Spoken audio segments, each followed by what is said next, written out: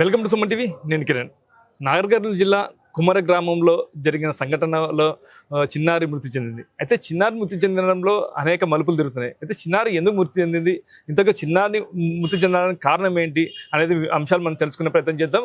Nagar Kurnool BRS party మరి జనార్దన్ రెడ్డి మనతో ఉన్నారు, మాజీ ఎమ్మెల్యే. సార్ నమస్తే సార్. నమస్తే. సార్, మీ జిల్లాలో ఇలాంటి దారుణ సంఘటన జరిగింది, మీరు ఎలా చూస్తారు? ఎంతకు మీరు మీ పార్టీలో ఉన్నప్పుడు, ఇంతకుముందు మీ ప్రభుత్వం ఉన్నప్పుడు ఇలాంటి సంఘటనలు జరిగినాయి, ఇప్పుడు ఎందుకు జరుగుతున్నాయి ఇలాంటివి? ప్రధానంగా కాంగ్రెస్ పార్టీ లేనిపోని అబండాలు బీఆర్ఎస్ మీద మోపి అడ్డగోరి హామీలు ఇచ్చి ప్రభుత్వం అధికారంలోకి వచ్చి 3 సంవత్సరాలు అయితే, దాదాపు 3 సంవత్సరాలు అవుతుంది అధికారంలోకి వచ్చి. ఇచ్చిన హామీల మీద గ్యారెంటీ లేదు, కానీ ఇట్లాంటి దౌర్జన్యాలు పోలీసులను ఉపయోగించుకొని పోలీసు రాజ్యం నడిపిస్తుంది. ఇక్కడ ప్రజాపాలన కాదు, పోలీస్ పాలన. నిన్న జరిగిన మన కుమ్మెర గ్రామంలో జరిగినటువంటి సంఘటన తెలంగాణ సమాజం మొత్తం తలవించుకునే విధంగా జరిగినటువంటి హృదయ విదారకమైనటువంటి సంఘటన, జడగకూరని సంఘటన జరిగింది. ఈ లోకంలోకి వచ్చి 2 నెలలైంది. పాపం పుణ్యం తెలియదు, శ్వాస ఏంటో తెలియదు, జీవితం ఏంటో తెలియదు, కులం ఏంటో తెలియదు, మతం ఏంటో తెలియదు. అట్లాంటి పాప, అయ్యా వద్దు, ఇగో ఈ పాప ముఖం చూసైనా నా భర్తను కాపాడండి, ఇగో ఈ పాప ముఖం చూసైనా నా భర్తను కొట్టమాకండి అని ఒక తల్లి ఆ బిడ్డను చూపిస్తే, ఆ తల్లిని తోచేస్తే తల్లి ఓ దిక్కు బిడ్డో దిక్కుపడి ప్రమాదవశాత్తు తోచేయడంలో ఆ అమ్మాయి గాయాలై చనిపోయింది. ఇది ఎంతవరకు సమంజసం? ఇప్పటి వరకు ఇట్లాంటి సంఘటన జరిగితే ముఖ్యమంత్రి కానీ, మంత్రి కానీ, జిల్లా మంత్రి కానీ, ఈ నియోజకవర్గ ఎమ్మెల్యే కానీ స్పందించిన దాఖలాలు లేవు. ఉల్టకు 2 నిమిషాలకు 3 నిమిషాలకు ఒకసారి ఫోన్ చేసి చూస్ చేయండి అని చెప్పి ఫోన్లే వస్తున్నాయి తప్ప ప్రజలకు వచ్చి ఇగో ఈ బిడ్డకు, బహుజన బిడ్డకు అన్యాయం జరిగింది, పేదవాడికి అన్యాయం జరిగింది, అది పార్టీ కార్యకర్త అయినా, ఈ కులమైనా ఆ కులమైనా సంబంధం లేదు, ఇవి పేదవాడికి న్యాయం జరిగింది, సమాజం మొత్తం గర్వించదగాల మన తీర్పు ఉండాలి, సమాజం మొత్తం శబాష్ బాగా చేసిండు అనే విధంగా పెంచుకునే విధంగా తీర్పు ఉండాలనే విధంగా చేయాలి. ఇక్కడ ఉన్నటువంటి ఎమ్మెల్యే కానీ, ప్రభుత్వం కానీ, మంత్రి కానీ ఏమి చేయకుండా ఇలా ప్రజా సంఘాలు ఇన్వాల్వ్ అయినాయి,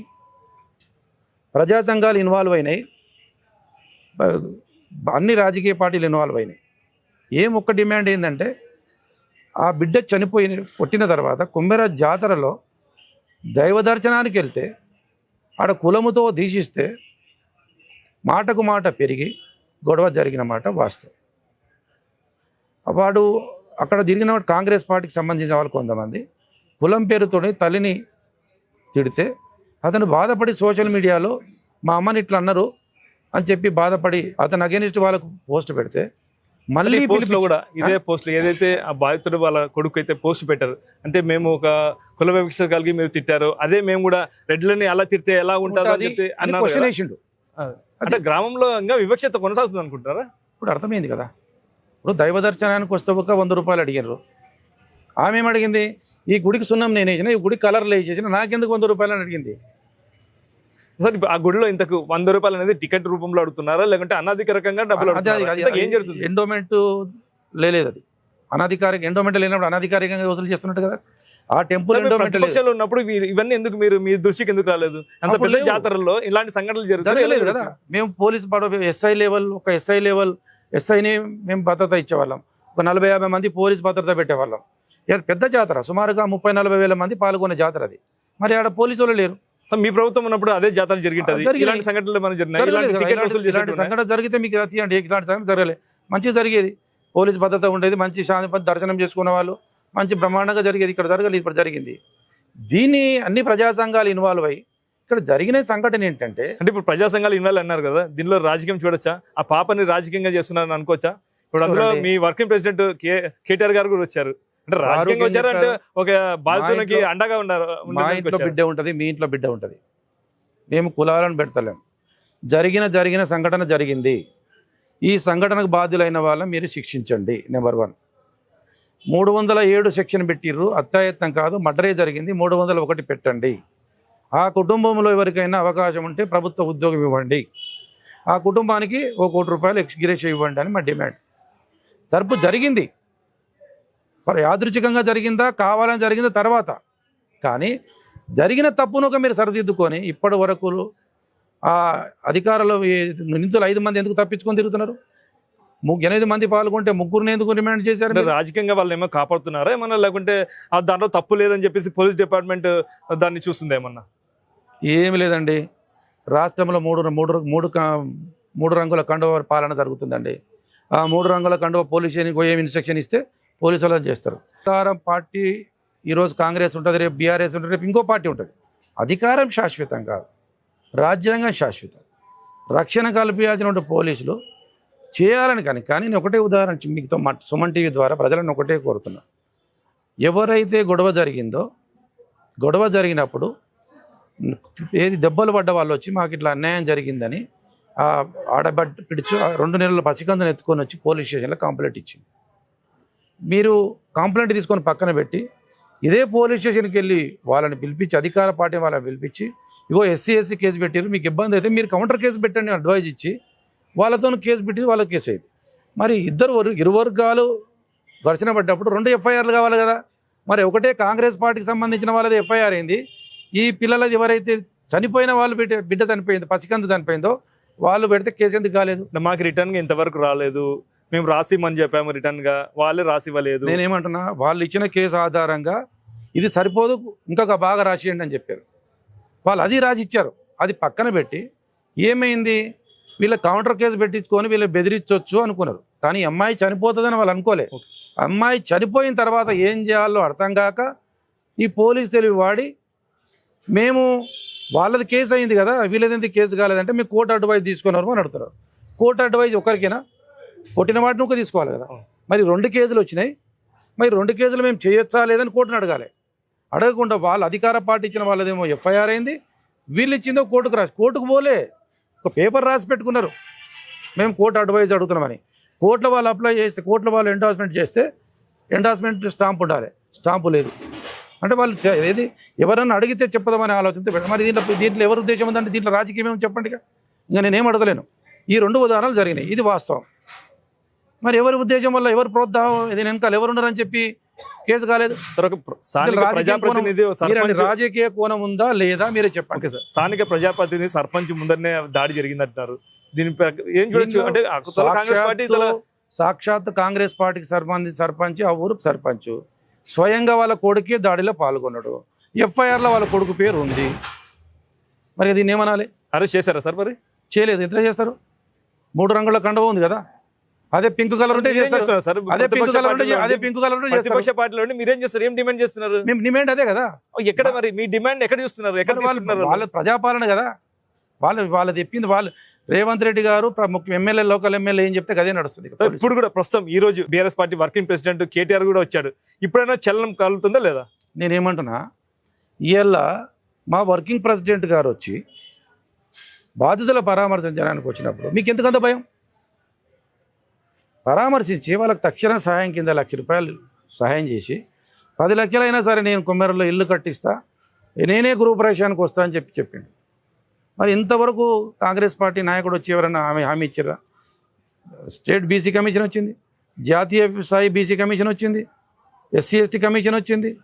మరి ఇంతమంది కలెక్టర్లు పోయారు, మరి ఏం సాయం చేసారు? వాళ్ళకు ఏమి ఇచ్చారు?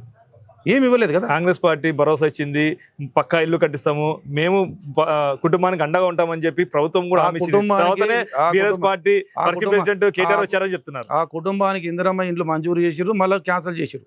మీకు అది కూడా చెప్తున్నా, ఎందుకు చేసిర్రు మీకు తెలుసు. ఆ ఊరి నాయకులు ఎట్లా చెప్తే అక్కడ నడుస్తుంది. ఈ కుటుంబాన్ని ఊర్లో రానిరంట, వస్తే కూడా చంపేస్తామని బెదిరింపులు ఉన్నాయి. ఆ కుటుంబానికి ఎవరు అండగా ఉంటారు? ఇప్పుడు మేమంట పార్టీ పరంగా ఉంటుంది, పోలీసు వాళ్ళ కానీ మేము ఉంటామంట కదా. బహుజనులు అండగా ఉంటారండి, 80% బహుజనులు ఉన్నారండి. రాజకీయ పార్టీ నాయకులు రాజకీయంగా మాట్లాడతలేమండి, సేవా దుఃఖతతో మాట్లాడుతున్నాం. వాళ్ళు మేము రాజకీయం, మా పార్టీ అధికారం మేము రాజకీయం చేస్తామండి. మేము వాళ్ళకి రక్షణ కల్పించడానికి ఉంటాం, లేకపోతే చేతనైతే సాయం చేస్తాం. చేతనైతే ఒక మాట సాయం చేస్తాం, లేకపోతే వాళ్ళకి రక్షణ కల్పిస్తాం. సాయం చేయాల్సింది, రక్షణ కల్పించాల్సింది నువ్వే కదా, భక్షకుడు పోయినావు కదా. ఏం చేస్తాను ఇప్పటి వరకు? నేనేమన్నాను, మీడియా ద్వారా డిమాండ్ చేసిన లోకల్ ఎమ్మెల్యే గారికి, చూడండి వీళ్ళందరూ ఓటేస్తే మీరు ఎమ్మెల్యే అయినరు, మీరు 4-5 కాపాడడానికి మీరు అపాసిపాలు కామాకండి, మీరు మీడియా ముందుకు రండి, మీ ఘటనలో పాల్గొన్న 8 మందిని మీరు సస్పెండ్ చేయండి, సస్పెండ్ చేసి వాళ్ళ కండల గురించి 8 మందిని జైలుకు పంపించండి, ఆ కుటుంబానికి న్యాయం చేయండి. ఇంతేగాని డిమాండ్. సార్ ఇందులో కేవలం నేను డైరెక్ట్ ఎమ్మెల్యే ఇన్వాల్వ్మెంట్ ఉన్నాడు, ఎమ్మెల్సీ ఇన్వాల్వ్మెంట్ ఉన్నాడు, రేవంత్ రెడ్డి గారి ఇన్వాల్వ్మెంట్ నేను ఎక్కడ చెప్తలేనండి. జరిగిన సంఘటన జరిగినది కాంగ్రెస్ పార్టీకి సంబంధించిన కొంతమంది నాయకులు చేయడం వల్ల వచ్చింది. మరి ఆ నాయకుడిని కాపాడతావా పబ్లిక్ని కాపాడతావు? నేను అడుగుతున్న డిమాండ్ ఇదే. నువ్వు నాయకుడి పక్షాన ఉంటావా పబ్లిక్ పక్షాన తేల్చుకోమంటున్నా నేను. ఇప్పుడు మళ్ళీ మీరేం చేస్తున్నారు? రాజకీయ రంగు రుద్దుతున్నారు. సరే ఇప్పుడు కూడా ప్రతి ఒక్కరు కూడా ఆ 8 మంది కావచ్చు 7 మంది కావచ్చు వాళ్ళని శిక్షించాలా, మాకు ఎలాంటి భరోసా కాదు, భరోసా తర్వాత మొత్తం 8 మందిని శిక్షించాలని చెప్పేసి బాధ్యత. నేను ఒకటే చెప్తున్నా, బీఆర్ఎస్ పార్టీ పక్షాన ఒక తెలంగాణ పౌరుడిగా, ఈ ప్రాంతంలో 2 సార్లు ఎమ్మెల్యే చేసిన పౌరుడిగా, జరిగిన పొరపాటు జరిగింది.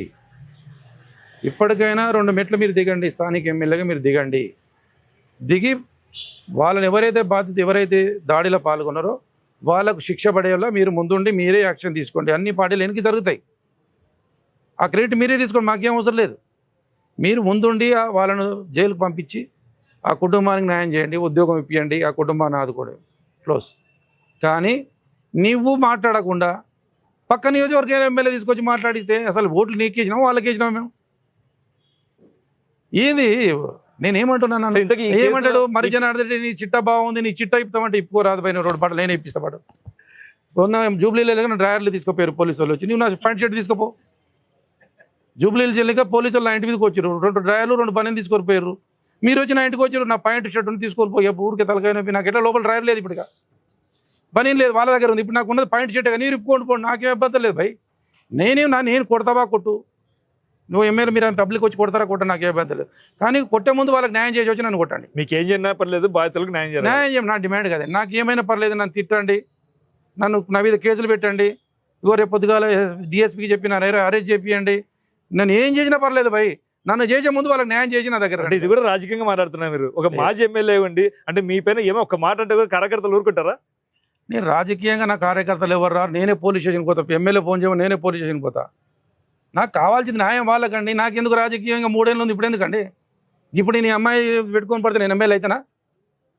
మీరు మాట్లాడమట్లేమో అని చెప్పండి. నాకు ఎమ్మెల్యే ఎప్పుడు కావాలో నాకు తెలుసు కదండి. నేను ఎమ్మెల్యే ఎప్పుడైతే నాకు తెలుసు కదా. ఈ అమ్మాయి శవం మెట పెట్టుకొని నేను అంత మూరుకున్నా. నేను సమాజ సేవకున్నండి, సమాజ సేవకుని. నేను సమాజ సేవకుడిలో పూర్తిగా పేదవాళ్ళకు ఉపయోగపడే సేవా కార్యక్రమాలు చేస్తా, ఉన్న వాళ్ళకి సేవ చేయను. నేను గుళ్ళకో నేను బడికి చేస్తాను, నేను సేవ బడికి చేస్తా. 10 మంది పెళ్ళిళ్ళు చేస్తా, 10 మందికి చదువు హెల్ప్ చేస్తా, 10 మంది ఆడపిల్లల పెళ్ళిళ్ళు చేస్తా. నేను ఆడపిల్లని పెట్టుకొని 2 నెలలు పసికందు పెట్టుకొని రాజకీయం చేస్తాను. నాకు అవసరం ఆ రాజకీయం? నాకు రాజకీయం అవసరం లేదు అసలు. ఫస్ట్ ఆఫ్ ఆల్ నాకు రాజకీయం అవసరం. నేను ఉన్నటువంటి స్టేటస్తో నాకు రాజకీయమే అవసరం లేదు. నేను ఒకటే చెప్తున్నా, ఈ పౌరుడిగా 2 సార్లు ఎమ్మెల్యేగా చేసి నాకు అవకాశం ఇచ్చింది. తప్పు జరిగింది, అనుకోని దుర్ఘటన జరిగింది, జరగరాని సంఘటన జరిగింది. ఈ సంఘటనకు బాధ్యులైన వాళ్ళు మీరు శిక్షించండి. నా డిమాండ్ ప్రధానంగా ఇంతే, ఏం లేదు. సార్ ఈ కేసులో పోలీసుల స్టాండ్ ఏంది? పోలీసులు చెప్పే విషయాలు ఏంటి? సార్ పోలీసులు నిమిత్తం మాత్రం అండి, వాళ్ళు కాకి షర్ట్ వేసుకున్న నిమిత్తం మాత్రం అండి. వాళ్ళు టోపీ తీసేస్తే వాళ్ళు మామూలు మనుషులే, వాళ్ళు మాకన్నా అధ్వానం. వాళ్ళు ఏం లేదు, ఇక్కడ నడతలేదండి. పోలీస్ స్టేషన్ రూల్స్ లేవు, రాజ్యాంగం మొత్తం బంద్ చేశారండి. ఇప్పుడు నడుస్తున్నది 3 రంగుల కండువదే నడుస్తుంది రాజ్యాంగం. మాది వాళ్ళది ఏం నడతలేదు. సిట్ అంటే సిట్, అవుట్ బట్ లేవంటే లేవు, కూర్చోమంటే కూర్చోవాలి ఎమ్మెల్యే, లేవంటే లేవాలి. వాళ్ళు ఎంబడి పోవాలి, కూయి సరైన వేసుకుంటూ పోవాలి, వాళ్ళు ఎంబడి. నేను ఏం చెప్తున్నానండి, రేపు ఇది పోలీసుల చేతలు ఏం అమాయకులు అంటే వాళ్ళు. పోలీసు తెలంగాణ పోలీసులు అంటే ఎట్లాంటి కేసునైనా 24 గంటల్లో ఛేదిస్తున్నారండి. 24 గంటల్లో భారతదేశంలో గొప్ప పేరుండే తెలంగాణ పోలీసులకు ఇప్పుడు ఉందా అండి? మీరు చెప్పండి. విలేకరి పౌరుడిగా తెలంగాణ మీరు చెప్పండి, నేను చెప్పండి, మీరు చెప్పండి, ఉందని చెప్పండి. మీరు చెప్పలేరు, ఎందుకంటే మీ పని మీకు. నేనేమంటున్నా అంటే పోలీసు వ్యవస్థ చేసే పని పోలీసు వ్యవస్థ చేయాలి, రాజకీయ నాయకుడు చేసే పని రాజకీయ నాయకుడు చేయాలి. రాజకీయం వచ్చి పోలీసు వ్యవస్థలు చేసినా, పోలీసు వ్యవస్థ వచ్చి రాజకీయం చేసినా వ్యవస్థ చిన్న భిన్నమవుతుంది. ఎమ్మెల్యే చేయాల్సిన పని ఎమ్మెల్యే చేయాలి, సర్పంచ్ చేయాల్సిన పని సర్పంచ్ చేయాలి, ఎంపీటీ చేయాల్సిన పని ఎంపీటీ చేయాలి, వార్డు మెంబర్ చేయాల్సిన పని వార్డు మెంబర్ చేయాలి, ఐఏఎస్ ఆఫీసర్ పని ఐఏఎస్, కలెక్టర్ పని కలెక్టర్, ఎంఆర్ఓ పని ఎంఆర్ఓ, సెక్రటరీ పని సెక్రటరీ చేయాలి. అన్నీ నేనే చేస్తా అంటే, అన్ని సెక్రటరీ పని నేనే చేస్తా అన్నీ అంటే ఎట్లయితుందండి? అసలు పోలీసులతో నీకేం అవసరం? ఉసిగ వ్యాపారం పోలీసులతోనే చేపిస్తుంది. నీకు రక్షణ పోలీసులు కనపడదు. నేను అదే డిమాండ్ చేస్తానండి. మీరు చేతనైతే నేను రాష్ట్రంలో ఎమ్మెల్యేలు అందరిని అడుగుతాను, మీకు చేతనైతే పోలీసులు లేకుండా రండి బై. ఓ 15 రోజులు మిమ్మల్ని ఏమన్నా సరే మీరు కేసు పెట్టనని చెప్పండి, ఒక్క ఎమ్మెల్యే బతకడు, ఒక్క ఎమ్మెల్యే ఉండడండి. మీరు పోలీసులను ఒకసారి మీ ఎమ్మెల్యేని మేము ఏమన్నా ఏమన్నామని చెప్పుకోమాటమనండి. ఒక పోలీసులు ఎమ్మెల్యే తిరుగుతారా బయట? ఒక కాంగ్రెస్ నాయకుడు తిరుగుతారా? తిరగమనండి. అంటే పోలీసులు నేను కాంగ్రెస్ పార్టీ అని చెప్పమనండి, బయటకు వచ్చి పోలీసులు నేను protection కాంగ్రెస్ తోనే పార్టీ అని చెప్పమనండి. చెప్తారా? పోలీసులు ఏమనదు. మీరు అది చెప్పండి. పోలీసులు మాకు ఒక రోజు ఏమనదు, ఒకటే రోజు టైం అంటే పోనీ. మీరు ఏం ప్రజలు చేయాలి? తిరగబడతారా లేదంటే ప్రతిపక్షం తిరగబడుతుందా? పబ్లిక్ తంతారండి, తొడలు వదులుతారు. పబ్లిక్ తొండలు పెంచుతున్నారు, బాయిల కూడా తొండలు పెంచుతున్నారు. ఎలక్షన్లో పోతే తొండలు వదిలేసి కొడతారు కాంగ్రెస్. మమ్మల్ని కాదు కొట్టే వాళ్ళని కొడతారండి బాబు. మీకు అర్థమే కావట్లేదు. కొడుకన్నా రైతు బంధు ఎక్కడ పోయని కొడతారు, ఆడోళ్ళేమో కొడుకన్నా 2500 ఎక్కడ పోయని కొడతారు, ముసలినేమో గడి కొడుక కట్ట తీసుకొని కొడతారు, మా 4000 ఎక్కడ పోయని. మేమేందుకు చెప్పాం? పబ్లిక్ అన్ని తెలుసండి బాబు. వాళ్ళకి ఎప్పుడు ఏం చేయాలి మాకు మేము చెప్పాల్సిన. ఒక ఫైనల్గా ఆ కుటుంబానికి న్యాయం జరిగేంత వరకు మీ పార్టీ కానీ మీరు వ్యక్తిగత కానీ ఎంతవరకు పోరాడతారు? తప్పకుండా చూడండి, దేవుడు మాకు ఇచ్చిన శక్తి కొద్దీ, యుక్తి కొద్దీ, నా శక్తిని నా యుక్తిని వాడి పార్టీ తరపులకు వెళ్ళి మా వర్కింగ్ ప్రెసిడెంట్ గారు మా హరీష్ రావు గారితో మాట్లాడి ఆ కుటుంబానికి ఇప్పటికీ మాట ఇచ్చిన 10 లక్షల రూపాయలు పెట్టి ఇల్లు కట్టిస్తాం. మా వర్కింగ్ ప్రెసిడెంట్ గారు వచ్చి గృహప్రవేశం చేస్తామని మాట ఇచ్చాడు. తక్షణ కింద 1 లక్ష రూపాయలు ఇచ్చాడు. ఇంకా ఆ కుటుంబానికి ఏం అవసరం వచ్చినా తప్పకుండా మా పార్టీ పరంగా నా పరంగా నేను చేస్తా. కానీ ప్రభుత్వం ఈరోజు ప్రతిపక్షంలో మా పాత్ర ఏంటంటే, ప్రతిపక్షంగా మేము వాళ్ళ కళ్ళు తెరిపించి, అధికార పార్టీ కళ్ళు తెరిపించి న్యాయం చేసే బాధ్యత మా మీద ఉంటుంది. అందుకే మేము డిమాండ్ చేస్తున్నాం, వాళ్లకు శిక్షలో ఎవరైతే దాడిలో పాల్గొనేది మందిని మీరు జైలుకు పంపించండి, న్యాయం చేయండి. ఆ కుటుంబంలో అర్హులు ఉన్న వాళ్ళకు బిడ్డక తల్లిక ఎవరికే కానీ తల్లిక కొడుక్క ఒక ఉద్యోగం ఇవ్వండి, 1 లక్ష కోటి రూపాయలు ఎక్స్గ్రేషియా ఇవ్వండి. ఇది మా డిమాండ్. ఇంతకని ఎక్కువ ఇంకా మీరు రాజకీయం అంటే నేనేం చెప్పలేను. ఓకే అండి, ఏదైతే కుమ్మర గ్రామంలో జరిగిన సంఘటనపై కుటుంబానికి మా పార్టీ కాకుండా వ్యక్తిగతంగా భరోసాలు ఉంటుంది. ఏదైనా కానీ ప్రభుత్వం మెడలోంచి ఆ కుటుంబానికి తగ న్యాయం జరిపిస్తామని చెప్పేసి మాజీ ఎమ్మెల్యే మరి జనార్దన్ రెడ్డి గారు చెప్తారు. ఇది ఇక్కడ పరిస్థితి. కెమెరా పర్సన్ నాబాబుతో కిరణ్, సుమన్ టీవీ, ఉమ్మడి మహబూబ్నగర్ జిల్లా.